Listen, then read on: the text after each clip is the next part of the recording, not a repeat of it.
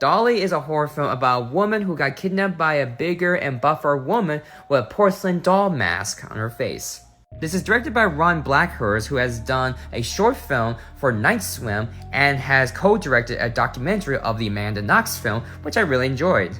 I didn't see his other films, so I went into this not really knowing anything of this film, and the fact that this is a full-length feature horror film from this director, I was curious to see. And it's the first American film I've seen from Fantastic Fest.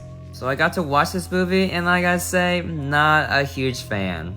I like the look of the film that is very clearly taking inspiration from 1970s horror film, even though it looks like it's from the 1980s instead. The acting is pretty good, and I do think the practical effects when it comes to the gore effects are actually pretty impressive for the most part.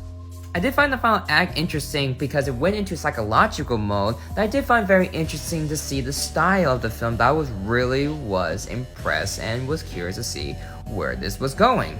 But I just find the movie to be super derivative of horror films that made me rather watch those instead. It reminded me of most of Texas Chainsaw Massacre, and there are points that remind me of Ghostland and Martyrs.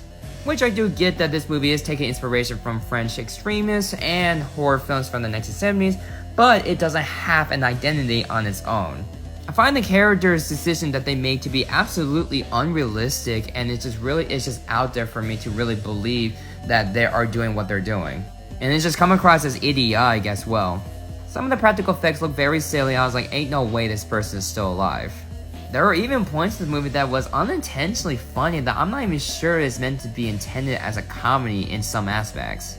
Dolly is a very frustrating film to get through, that while I do appreciate the movie for taking some risk by combining French extremist horror films with 1970s American horror films, it just doesn't clash well together and just ends up feeling way too derivative on its own.